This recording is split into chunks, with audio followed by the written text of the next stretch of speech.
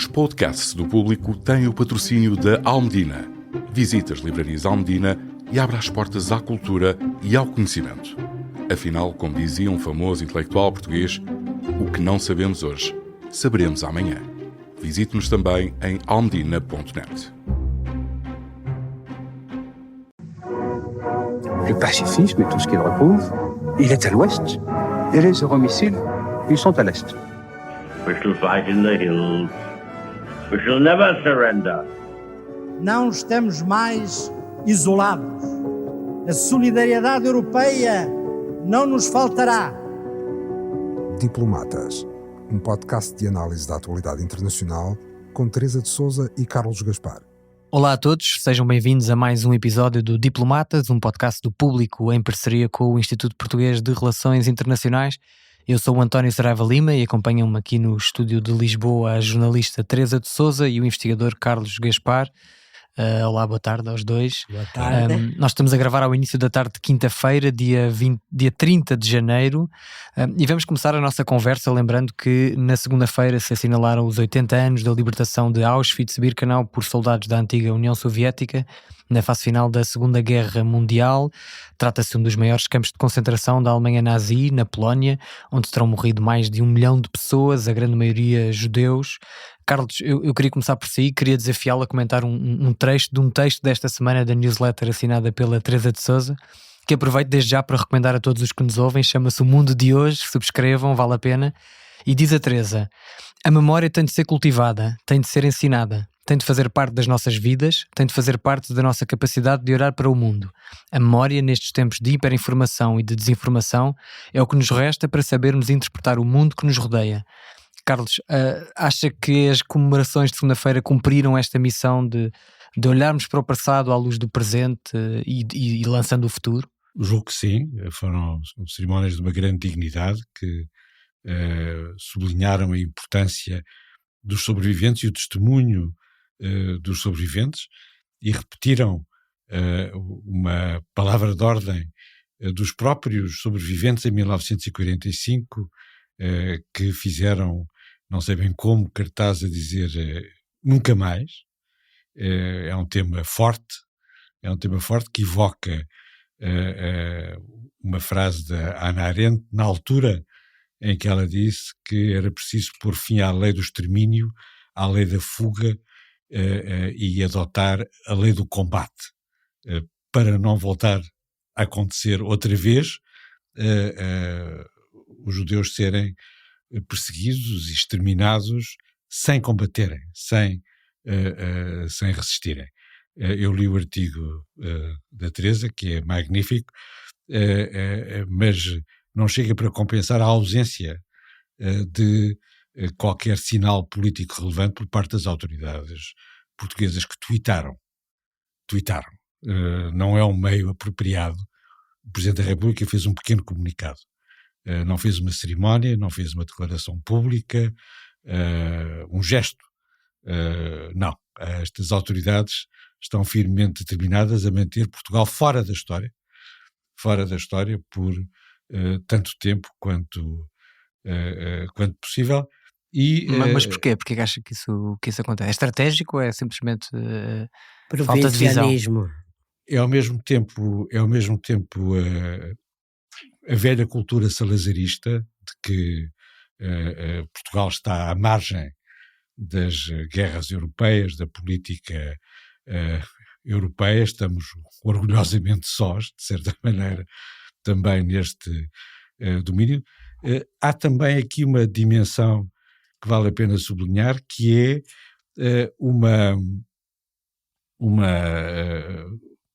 tendência para não tomar posição sobre qualquer questão que possa envolver direta ou indiretamente Israel, porque Portugal redescobriu a sua vocação como placa giratória para o sul global. Não vai a lado nenhum e, pelo caminho, perde a sua dignidade. Teresa, um estudo recente da Anti-Defamation League, uma organização não governamental americana que luta contra o antissemitismo e outras formas de discriminação, concluiu que as percepções antissemitas estão a aumentar em todo o mundo, particularmente entre os jovens, e apresenta uma sondagem que mostra que 46% da população mundial tem elevados níveis de atitudes antissemitas. Como é que isto se explica? É possível que haja uma associação certa ou errada entre este crescimento do antissemitismo e as guerras em curso no Médio Oriente, nomeadamente na faixa de Gaza, ou isto é tudo bastante mais complexo do que isso? É possível que haja essa relação em alguns países, sobretudo, mas creio que é muito mais profundo do que isso E anterior? E anterior a isso, e é bom pensarmos que o antissemitismo não é só o horror do Holocausto, nem o horror de Auschwitz, é uma corrente, uma tendência muito forte na Europa, na Rússia e em muitas partes do mundo, de rejeição dos judeus, que durante 2000 anos foram rejeitados como seres inferiores por razões de natureza religiosa, por razões de natureza de puro racismo, por razões de natureza económica. Portanto, não podemos só pensar no antissemitismo olhando para o que foi o Holocausto. É uma corrente que persiste, é uma corrente que agora, quer nos Estados Unidos, quer na União Europeia, aumentou significativamente, também por causa da guerra de Gaza, naturalmente, mas que é profunda. Mas eu lembro-me, por exemplo, se acompanharmos a história europeia recente, muito antes deste conflito, muito antes, nos anos 90, no princípio deste século, nos anos 80, os atentados antissemitas sempre existiram na Europa, sempre existiram nos Estados Unidos. E agora, desde que houve a guerra e o conflito no Médio Oriente, quer nos Estados Unidos, quer na Europa, aumentaram significativamente, e não pode ser tudo atribuído às populações islâmicas que existem nos dois blocos, dos Estados Unidos e na União Europeia. É algo de muito mais profundo e, portanto, é algo a que devemos dar muita atenção. Eu estava a olhar para as celebrações de Auschwitz, queria apenas fazer um parêntese para sublinhar aquilo que o Carlos disse e que me chocou bastante. Estavam lá cerca de 50 chefes de Estado e de governo, incluindo reis europeus e de outros pontos do mundo, mas sobretudo europeus. As câmaras de televisão naturalmente filmavam-nos e eram todos caras conhecidas: Macron, o rei Carlos III, o rei Filipe de Espanha, Olaf Scholz, o António Costa, presidente do Conselho Europeu, já não estava a representar Portugal, e Portugal, ninguém filmou o representante português, eu nunca ouvi, porque Portugal, que tem um presidente, que tem um primeiro-ministro, resolveu mandar para representar Portugal nas comemorações um ministro dos Assuntos Parlamentares que passou completamente despercebido no meio daquela gente, ninguém o conhece, nem era a representação condigna do nosso país. Fechando o parênteses, eu estava a olhar para as celebrações de Auschwitz e permitiu-me refletir um pouco sobre a origem desta guerra que nos perturba tanto e que já provocou tantas vítimas.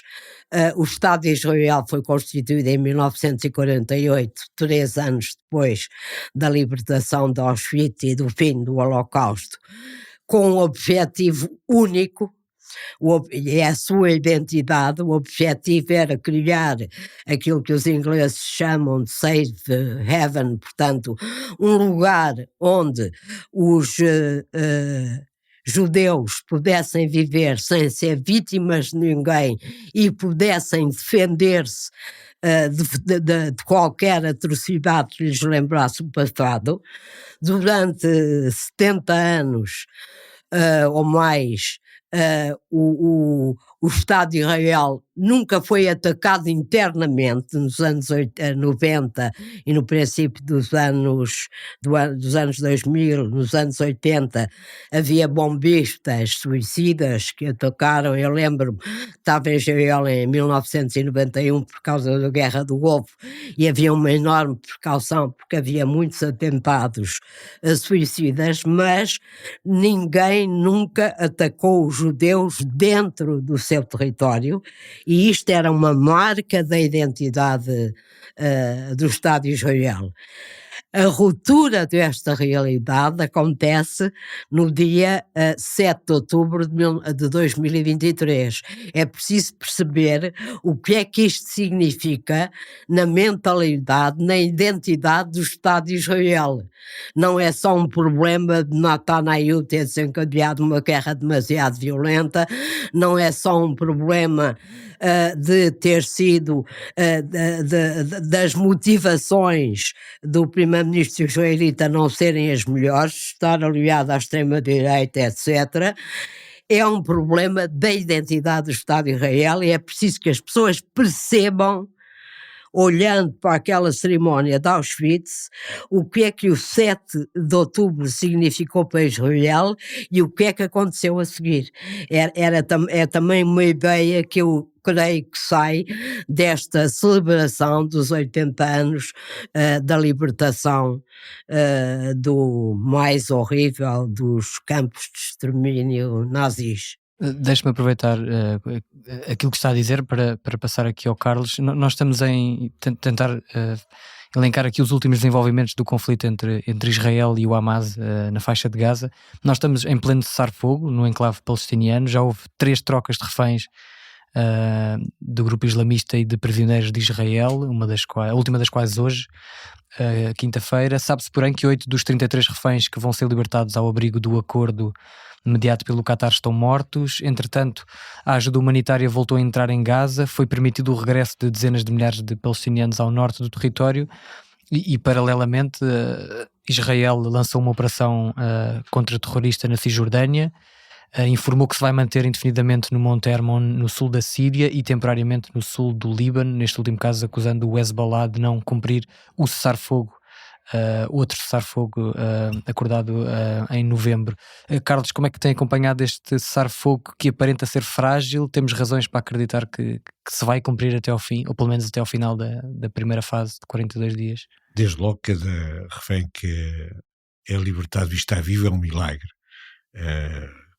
É inimaginável aquilo por que passaram durante este longo período. Por outro lado, eu julgo que é difícil imaginar que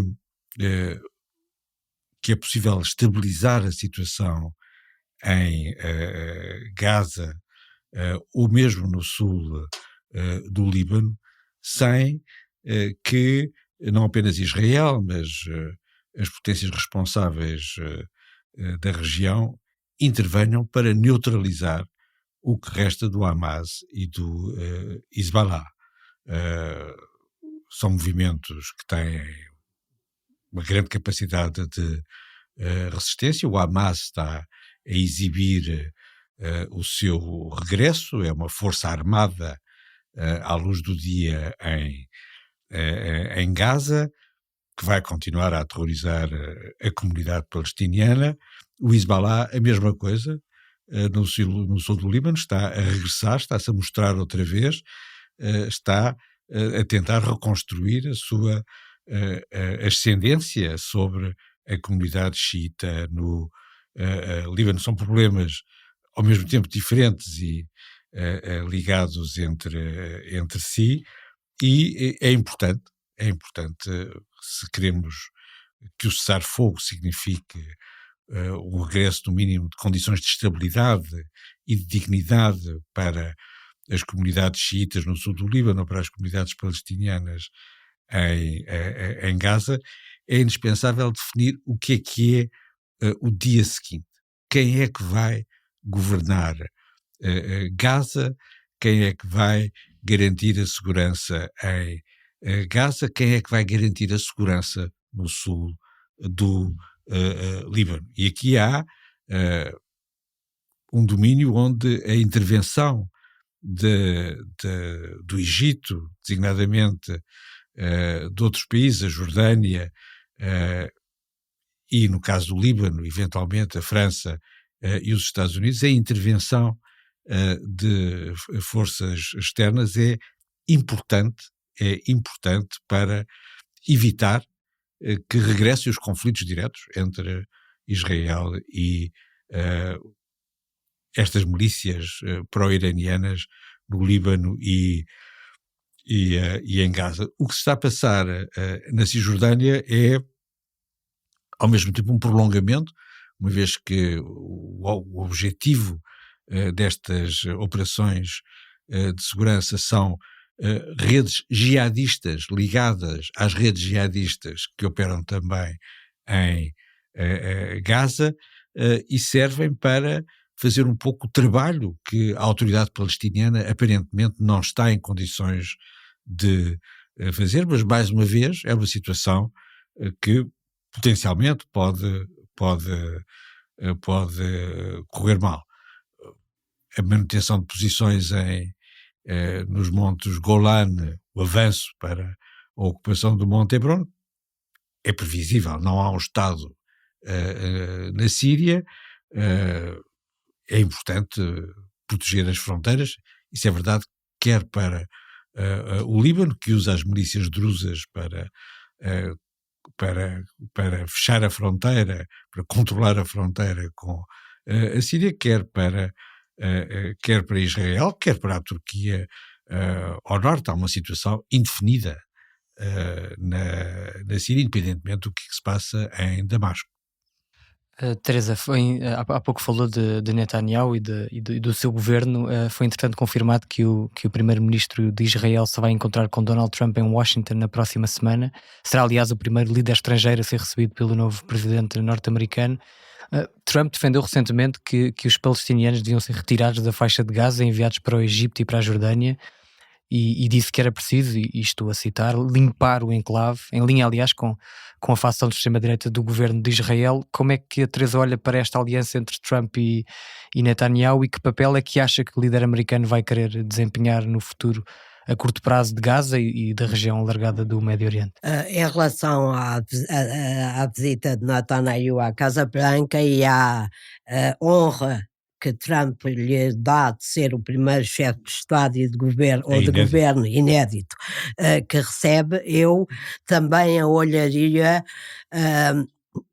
como um presente, não digo envenenado, mas com um embrulho que não é completamente claro nem completamente festivo. Trump quer a todo custo acabar com a guerra. Disse que queria acabar com as guerras em que os Estados Unidos estão envolvidos indiretamente, no Médio Oriente e na Ucrânia. Creio que a administração americana já percebeu que as coisas na Ucrânia vão ser bastante complicadas, quer acabar a guerra rapidamente no Médio Oriente, até porque tem uma série de objetivos, nomeadamente em relação à Arábia Saudita, grandes negócios, grandes contratos de armamento que quer pôr em prática rapidamente, e enquanto houver a situação que há em Gaza e no sul do Líbano, não vai conseguir que isso aconteça. Netanyahu está neste momento numa situação muito difícil, embora não pareça. Netanyahu sabe que Trump lhe vai dizer que ele tem de acabar a guerra, sabe que os seus ministros de extrema-direita das finanças e da segurança interna lhe dizem que se ele não regressar à guerra depois desta fase, a primeira do cessar-fogo para eliminar o Hamas, que eles também, com a qual eles não estavam de acordo naturalmente. Sim, eles chegaram a considerar o acordo, antes de ser assinado, como uma capitulação ao Hamas. Exatamente, são contra o acordo e ameaçam, dizem que se Netanyahu leva para a frente o acordo de cessar-fogo nas suas 3 fases, sobretudo nas 2 primeiras, que saem do governo, o governo cai. A coisa que mais aflige Netanyahu, por todas as razões possíveis e imaginárias, porque é um político e não gosta de cair, primeira.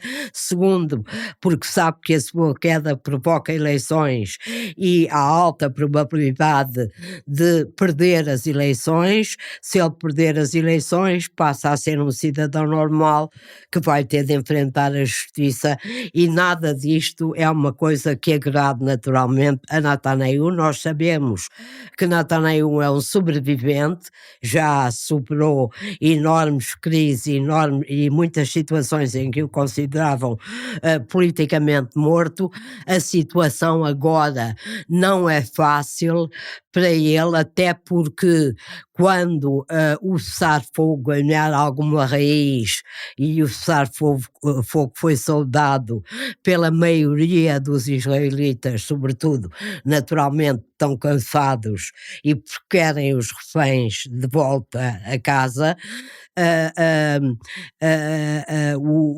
a situação que ele enfrenta é uma situação complexa e vai contra a vontade de Trump, que é acabar a guerra. Ele também sabe, e o governo israelita sabe, que logo que a guerra termine vai haver um inquérito aquilo que aconteceu no 7 de outubro, o inquérito à Mossad, ao Shin Bet, ao Exército, como é que foi possível uma ruptura da segurança daquela dimensão. Já houve, aliás, várias demissões, nomeadamente do Exército. Exatamente. Isso vai trazer a lume muita da sua política, que não foi certamente a melhor. Portanto, há aqui uma situação muito complicada para Netanyahu, que está entre a extrema-direita do seu governo, aqueles que acham que a Cisjordânia é, segundo a Bíblia, parte do Estado de Israel, e a administração Trump quer acabar com a guerra rapidamente.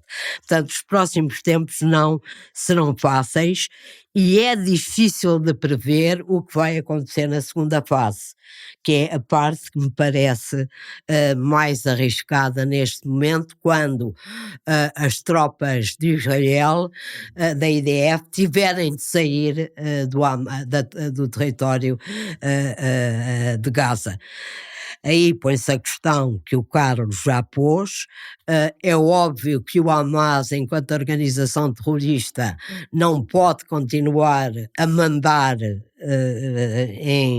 em Gaza. É óbvio que uma solução para o governo de Gaza não é fácil. Portanto, há aqui um conjunto de problemas que nós não sabemos como vão ser resolvidos. A única coisa que sabemos, e aí venho à tua questão, quando Trump diz, e se esvaziássemos Gaza, coisa que não vai acontecer naturalmente, o que ele está a dizer é: eu quero me livrar disto de qualquer maneira. Basicamente é a política dele para o conflito israelo-palestiniano, livrar-se dele de qualquer maneira e fazer os seus negócios com a Arábia Saudita e com os países do Golfo. Muito bem, vamos fechar com outro tema um pouco diferente, bastante diferente.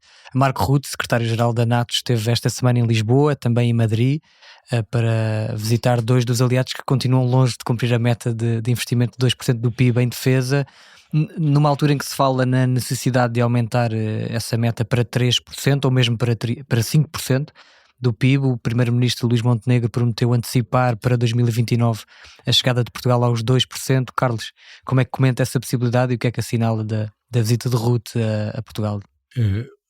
Foi uma visita que revelou uma situação paradoxal, em que o secretário-geral da NATO veio dizer às autoridades portuguesas que havia uma ameaça russa em território soberano de Portugal, e que os cabos submarinos, as infraestruturas críticas de cuja segurança Portugal é responsável, estavam na mira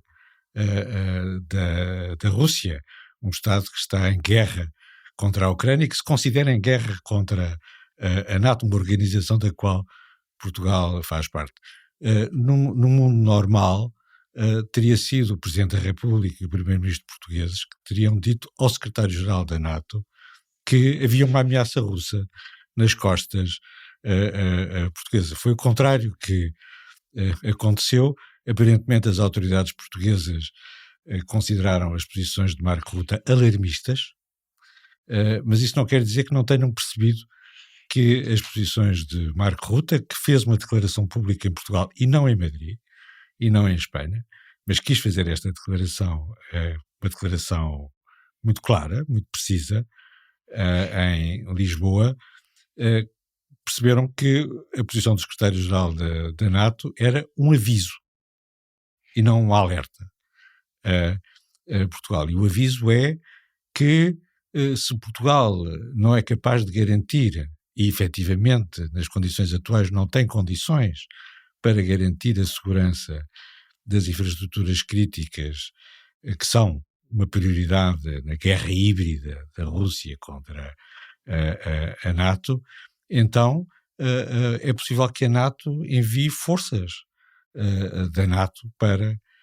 compensar as vulnerabilidades e a incapacidade militar portuguesa. Ele, aliás, cita na sua declaração que há uma força da NATO no Báltico a fazer isso mesmo, a garantir essa segurança. No caso de Portugal, a situação seria tanto mais complicada se essa força naval da NATO fosse, por exemplo, dirigida pela Espanha e que a Espanha viesse... Que é um complexo que a gente tem. É um complexo, mas não é um complexo completamente irrelevante, porque os espanhóis também não mudaram de mentalidade, não são só os portugueses que não mudaram de mentalidade. Portanto, há aqui há um aviso sério e há uma situação paradoxal. As autoridades portuguesas querem continuar a viver num mundo que já não existe. Eu recordo-me que aqui há 2 anos houve alguns exercícios da NATO ali em Troia, que eram precisamente para preparativos para a guerra híbrida com drones, etc. Portanto, até imaginaria que Portugal estaria bem ciente dos preparativos que tem de fazer, não é? Com certeza, não, tenho a certeza que os militares portugueses, quer a Marinha, quer a Força Aérea, sabem tudo o que é Falava da necessário. classe política, claro. Sabem exatamente o que devem fazer, e é a sua obrigação partilhar com as autoridades governamentais aquilo que é preciso fazer, mas as autoridades portuguesas, o Presidente da República, o Primeiro-Ministro e também a oposição estão firmemente decididos a continuar a viver num mundo que já não existe. Teresa, faço-lhe as mesmas perguntas que fiz ao Carlos e acrescento mais uma. Até que ponto é que se pode angariar apoio popular para mais gastos em matéria militar numa economia de baixos salários, num país com assinaláveis desigualdades sociais como Portugal e que como muitos outros ainda está a sofrer o impacto da pandemia, da inflação, Há uma etc. coisa que eu tenho a certeza, não se consegue mobilizar a opinião pública para isso, dizendo que Portugal está muito distante da Ucrânia, portanto a gente não tem nada a ver com aquela guerra, ainda estamos mais distantes da Rússia, portanto não vamos ser invadidos. É de facto absolutamente contraproducente quando Portugal é membro da NATO, quando a ameaça russa é uma ameaça à Europa, à União Europeia, não discrimina entre Dinamarca, Bálticos ou Portugal, quando a guerra é híbrida. Eu só queria acrescentar ao que disse o Carlos que a esmagadora maioria dos cabos de amarração que ligam a Europa, por exemplo, quer à América Latina, quer à América do Norte, amarram em território português ou do Reino Unido. Portanto, é mesmo uma questão central da segurança europeia, não é meia dúzia de cabos aqui, são quase todos aqui e nas ilhas britânicas, basta olhar para o mapa para perceber porquê. O que Marco Rutte disse, além dos cabos de amarração, o que Marco Rutte disse foi uma coisa muito simples. Portugal é responsável por uma zona económica exclusiva explosiva enorme do Atlântico Norte, sobretudo por causa dos Açores.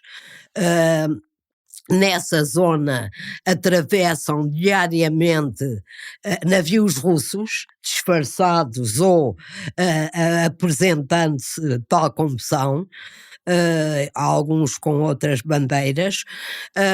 Portugal vê-os passar, mas não tem forma de qualquer controlo e, portanto, quando me falam em que só em 2029 vão conseguir chegar aos 2%, quando a NATO vai discutir em breve os 3%, era bom que olhassem para a zona que está na vossa responsabilidade. Foi o que ele disse com uma clareza liminar e a que ninguém ligou neste país à beira-mar plantado, com uma coisa que para mim é patética, porque eu já ouvi dita por governantes portugueses dos 2 maiores partidos, não interessa, tantas vezes que é quase ridículo. Sempre que se põe uma questão da NATO, da segurança da NATO, do papel da Europa da NATO, que neste momento e há algum tempo a esta parte, há bastantes anos a esta parte, está a ser ameaçado ao leste, Portugal, o primeiro-ministro da altura, acaba sempre a sua intervenção a dizer assim: e nós também recomendamos à NATO que olhe para o seu flanco sul, porque há imensas ameaças no seu flanco sul. Devem ser os imigrantes, é as únicas ameaças que eu vejo, até porque a Europa conseguiu controlar o terrorismo, e o terrorismo que houve na Europa foi interno, organizado internamente, não veio de fora para atacar os países europeus. Portanto, Portugal, mais uma vez, eu insisto no que diz o Carlos, não consegue entender o mundo em que vive, repete as mesmas coisas. Quer dizer, porque é que o primeiro-ministro português foi dizer a Mark Rutte que veio cá por causa da Ucrânia, por causa da defesa da NATO, com problemas seríssimos que a Europa enfrenta neste momento, e nós também, porque é que teve de terminar a conferência de imprensa a dizer é preciso olhar também para a ameaça sul? O que é que terá pensado Mark Rutte quando ouviu dizer isto? Muito bem, nós chegamos ao fim do nosso tempo. Teresa, Carlos, muito obrigado mais uma vez pela vossa presença, pelos vossos comentários, e muito obrigado também e sempre a quem nos ouve desse lado. Subscrevam e recomendem o podcast Diplomatas. Nós voltamos para a semana com mais um episódio, portanto fiquem atentos e até lá. O podcast Diplomatas é uma parceria Público-IPRI, Instituto Português de Relações Internacionais.